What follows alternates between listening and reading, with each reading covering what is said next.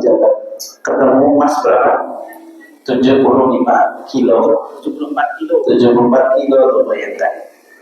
Istri kita beli program aja berapa minta ampun, dia punya 74 kilo. Uangnya 400 miliar lebih.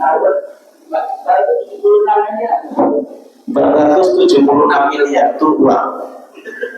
Ternyata sehari hilang itu, disita semuanya. Berarti rezekinya bukan? Bukan, padahal uang sebanyak itu. Ya sisain sekilo lah, masih sebatang, masa 74 ya sisain sekilo pun enggak, karena bukan rezekinya. Nah kita juga sama, mau punya harta kaya mau banyaknya, ketika meninggal, ditinggal, yang itu yang ditinggal yang bukan harta kita, bukan rezeki kita. Yang dibawa mati itu yang amal kita, itu yang benar-benar rezeki kita.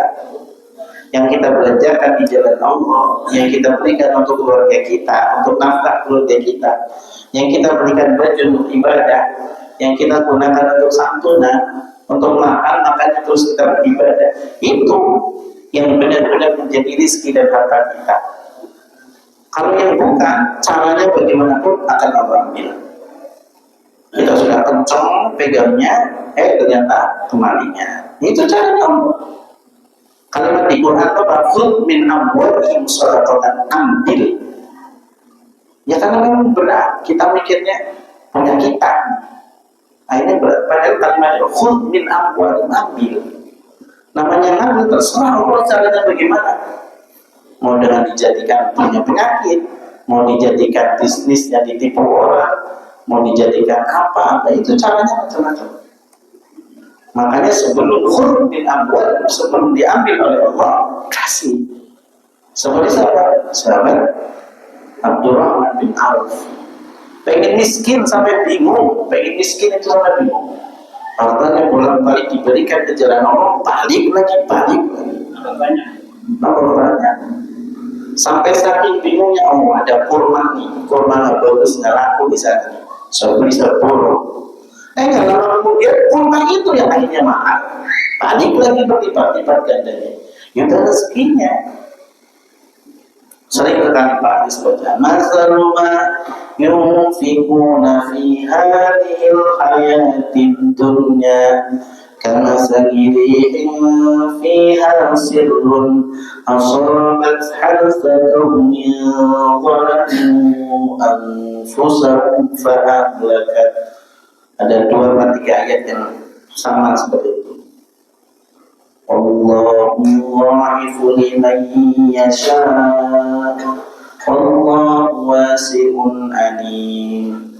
Ada yang dilipat gandakan, dari 1-nya menjadi 7, dari 7-nya jadi 10. Nah itu berbeda-beda setiap orang.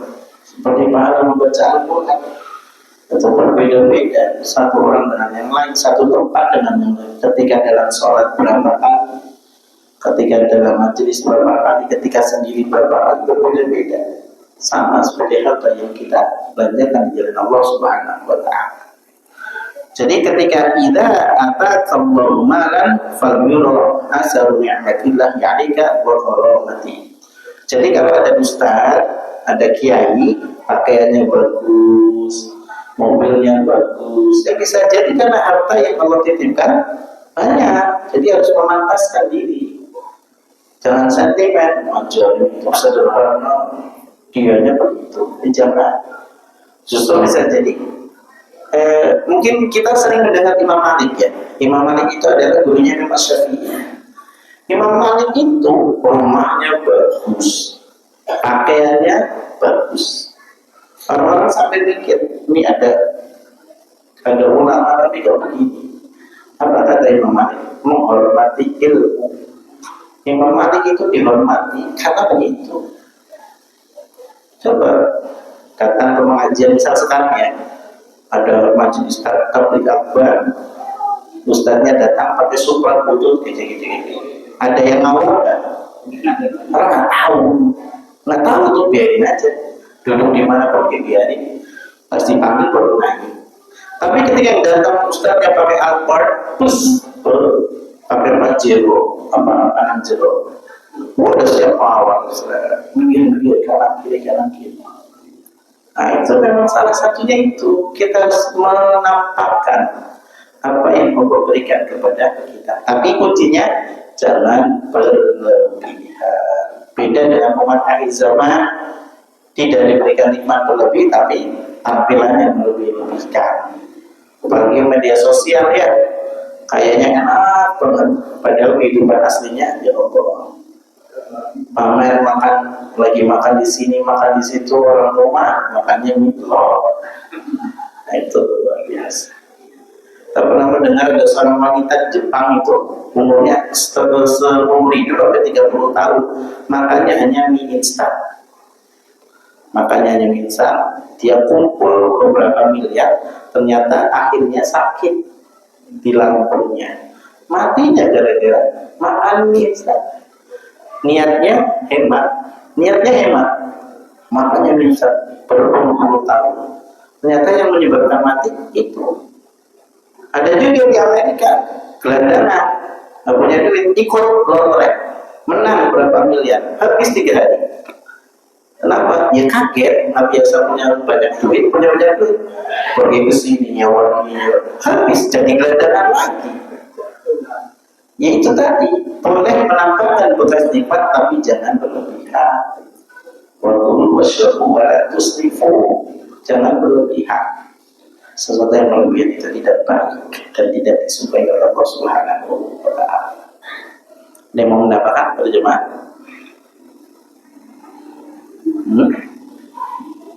Ada? Kalau ada, satu lagi ya. Satu lagi, hadis nomor 52. Bismillahirrahmanirrahim. Idza ataytumus sholata fa'alaikum bis-sakinah. Fama adraktum fasallu wa ma fatakum fa'atimu. Hadis ini berkaitan dengan orang yang tertinggal dalam sholat jamaah. Apa kata Rasulullah? Idza ataitumus shalah fa'alaikum bis-sakinah. Kalau kita hendak melaksanakan sholat, mendatangi sholat, fa'alaikum bis-sakinah, kita harus tenang. Tidak boleh gerusa-gerusu, tidak boleh lari-larian, tidak boleh balap-balapan. Bagaimana caranya biar kita biar kita tenang, tidak gerusa-gerusu, tidak balapan? Caranya bagaimana? Ya sudah di masjid sebelum azan. Kita kadang nunggu, udah komat, baru komat, belum bismillah, baru bismillah, belum suratan. Baru ayat selesai, tahu-tahu zikir ketinggalan. Padahal perintahnya fa'alaikum bis-sakinah. Fama adraktum fasallu, kalau ketinggalan sholat, wa ma fatakum fa'atimu, lalu sempurnakan. Jadi ketika kita hendak sholat, terutama berjamaah seperti itu ya, tempat kita menuju tempat sholat itu, usahakan untuk tidak terburu-buru, harus tenang. Itulah kenapa kata Rasulullah kalau mau sholat, misalkan nih ada makanan dihidangkan, makan dulu. Mendingan makan mikir sholat daripada sholat mikir makan. Jadi kalau ibu di rumah sudah nyiapin makan, sudah dihidangkan, datang waktu sholat, makan dulu. Makan dulu. Kalau ada makannya, ya makan dulu. Kalau pengen buang air, sakit perut, kamar mandi dulu. Jangan tergesa-gesa. Ini kembali ya, apa sudah di ujung, tetap aja maksain sholat. Akhirnya ya bagus sama saya. Nggak tenang, sakinah tenang. Jadi rumah tangga juga sama, senang, tenang itu penting. Dan ketenangan di dalam rumah tangga itu kalau ada mawaddah warahmah. Mawaddah itu kalau laki-laki mencintai istrinya, warahmah perempuan mencintai suaminya, maka sakinah dapat ketenangan. Dan kalau laki-laki mencintai istrinya, apapun keadaan istrinya dia akan menerima. Istri mencintai suaminya akan sabar. Kalau sudah menerima, sudah sabar, sudah syukur, tenang. tenang karena nggak terima keadaan salah satunya. Punya koyo kerjaannya tidak tidur, kamu ngopi, minta sarapan tidur lagi. Ya mungkin lagi mikir yang kerja di mana gitu ya. Itu nggak seumur hidup begitu kan? Kalau seumur begitu ya keterlaluan. Lakinya sama punya istri ya, dia balik paket mau gajian sebulan sekali paketnya ke tiap hari gitu ya. Nggak tenang tuh karena nggak menerima. Padahal guna libasul antum libasul saling menutupi, saling menyempurnakan. Kalau sudah seperti itu timbul sakinah. Jadi sakinah itu nomor 3, nomor 1 2-nya mawaddah warahmah sakinah. Kalau belum mawaddah, belum warahmah, nah tetap muncul sakinah. Kunci sakinah di 2 itu, menerima keadaan masing-masing. Sholat juga sama. Apalagi tadi ketika tertinggal, kita lagi jalan ke masjid, tahu-tahu komat, apalagi imamnya Mas Koji misalnya biasa cepat, lari kita ya, nggak boleh. Panjang kalau Mas Koji, alhamdulillah. Ini kalau panjang berarti nggak pernah dengar hadis nih ya. Kalau hadis itu ketika kita mengimami jadi imam, fal yukhafif, ringankan. Kenapa? Karena ada orang tua, ada orang sakit, ada orang punya hajat. Kalau kelamaan, ya berarti macet les. Tapi ya jangan cepat juga, lama selesai enggak sempurnakan. Itu pada jemaah ya. Jadi jangan tergesa-gesa ketika hendak sholat. Tenang, sakinah. Kalau kurang tambahin, kalau kurang tambahin. Ketinggalan sholat tambah. Gitu ya. Saya kira itu yang bisa saya sampaikan malam hari ini. Sekali lagi mudah-mudahan kita diberikan kesempatan oleh Allah untuk menggunakan sisa umur yang Allah berikan pada kita untuk kebaikan. Dimudahkan kita, diringankan dalam melaksanakan kebaikan beribadah kepada Allah Subhanahu wa Ta'ala. Al-Fatihah. Bismillahirrahmanirrahim. Alhamdulillahirabbil alamin arrahmanirrahim maliki yaumiddin. Iyyaka na'budu wa iyyaka nasta'in ihdinas siratal mustaqim siratal ladzina an'amta 'alaihim ghairil maghdubi 'alaihim waladdallin. Astaghfirullahaladzim wassalamualaikum subhanakallahumma wa bihamdika asyhadu an la ilaha illa anta astaghfiruka wa atubu ilaik.